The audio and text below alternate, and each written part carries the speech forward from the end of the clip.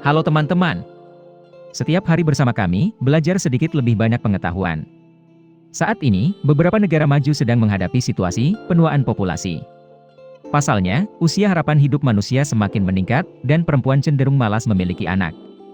Misalnya Jepang, negara dengan jumlah lansia terbanyak dengan 28,2% atau setara dengan 35,5 juta orang berusia di atas 65 tahun. Dalam 10 tahun terakhir, Jepang selalu memiliki tingkat pertumbuhan penduduk negatif, yang berarti bahwa populasi tidak bertambah tetapi berkurang beberapa ratus ribu orang setiap tahun. Selain itu, rata-rata usia harapan hidup negara ini juga menduduki peringkat 1 dunia, dengan usia lebih dari 85 tahun. Untuk mengatasi populasi yang menua, dan tenaga kerja yang menyusut, Jepang telah mendorong perempuan untuk melahirkan dengan menghadiahi mereka dengan uang. Untuk setiap anak yang lahir akan menerima sekitar $1.700 Amerika, anak keempat akan menerima $9.400 Amerika.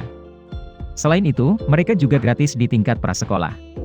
Untuk negara maju hal ini terjadi, tetapi di beberapa negara miskin dan berkembang berikut justru sebaliknya. Mereka memiliki mayoritas orang adalah anak-anak, di bawah 15 tahun. Mungkin mereka harus memberikan uang untuk berhenti melahirkan. Yang pertama adalah Burkina Faso, sebuah negara yang terletak di Afrika Barat. Dengan perkiraan jumlah penduduk lebih dari 21 juta jiwa, di mana 44,95% diantaranya adalah anak-anak di bawah usia 15 tahun. Itu berarti pergi ke jalan untuk setiap 100 orang, Anda akan bertemu sekitar 45 orang muda dan kerbau.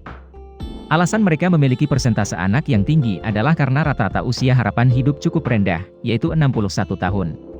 Sementara angka kelahiran cukup tinggi, setiap orang rata-rata melahirkan lebih dari 5 anak.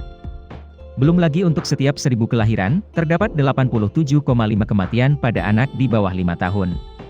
Anak-anak di sini bukannya berpuasa selama 3 hari untuk meminta membeli iPhone, mereka harus bekerja sendiri untuk mendapatkan uang sejak dini. Diperkirakan hingga 40% anak-anak, dari usia 7 hingga 14 tahun, harus bekerja untuk membantu menghidupi keluarga. Sekitar 48% wanita menikah sebelum usia 18 tahun. Berikutnya adalah Gambia, yang berpenduduk sekitar 2,4 juta dengan 45,7% berusia di bawah 15 tahun. Tak kalah dengan Burkina Faso, setiap perempuan Gambia juga melahirkan rata-rata 5,3 anak. Sayangnya, 5% anak meninggal sebelum usia 5 tahun. Disebabkan oleh kondisi medis yang buruk dan malnutrisi. Sekitar 25% anak-anak antara 7 dan 14 tahun harus bekerja untuk uang. Negara ketiga adalah Burundi, yang berpenduduk sekitar 12 juta jiwa dengan 45,9% diantaranya berusia di bawah 15 tahun. Meskipun negara ini juga memiliki sejumlah kode perlindungan anak, kebanyakan dari mereka tidak ditegakkan. Sekitar 80% penduduknya miskin, sehingga banyak anak terlantar karena tidak mampu mengasuhnya.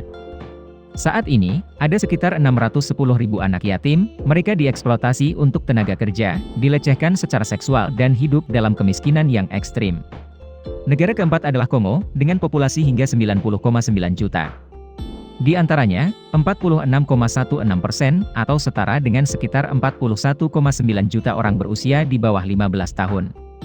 Negara ini memiliki tingkat kesuburan yang sangat tinggi, dengan rata-rata 6 anak per wanita. Tetapi semakin Anda melahirkan, semakin Anda menderita. 91 dari 1000 anak harus meninggal sebelum usia 5 tahun.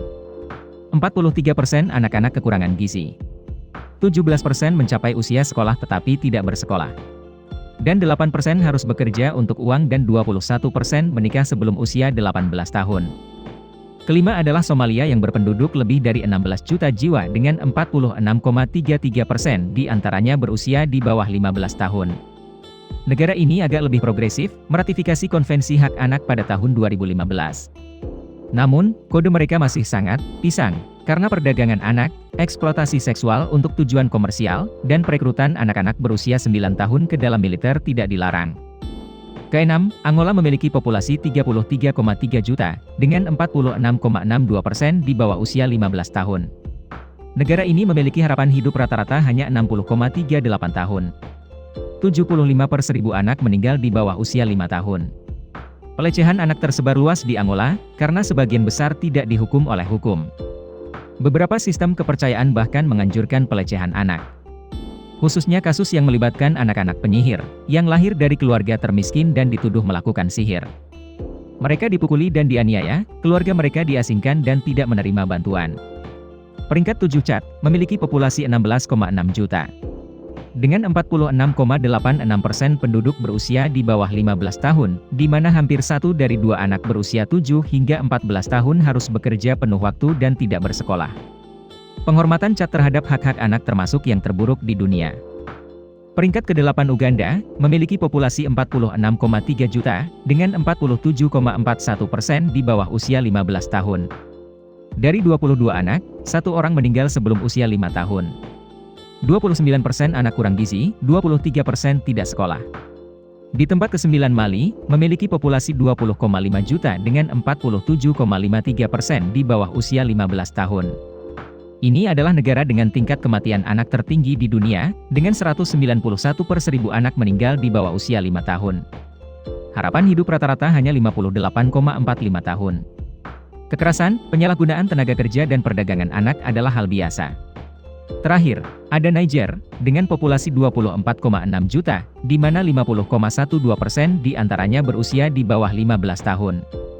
Ini adalah negara dengan tingkat kesuburan tertinggi di dunia, dengan setiap wanita memiliki rata-rata 7 anak. Sekitar 64% mencapai usia sekolah tetapi tidak bersekolah. 76% anak perempuan menikah sebelum usia 18 tahun. Dan seperti negara-negara yang disebutkan di atas, situasi anak-anak yang dieksploitasi untuk tenaga kerja, kekerasan, pelecehan seksual dan perdagangan anak sangat umum.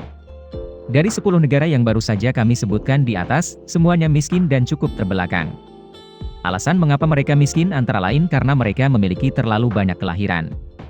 Jika suatu negara penuh dengan anak-anak, dari mana negara itu mencari tenaga kerja untuk mengembangkan ekonominya? Video berakhir di sini. Terima kasih semua untuk menonton dan menyukainya. Jika menurut Anda videonya bermanfaat, beri kami suka dan berlangganan saluran untuk mendukung kami. Sampai jumpa dan sampai jumpa lagi.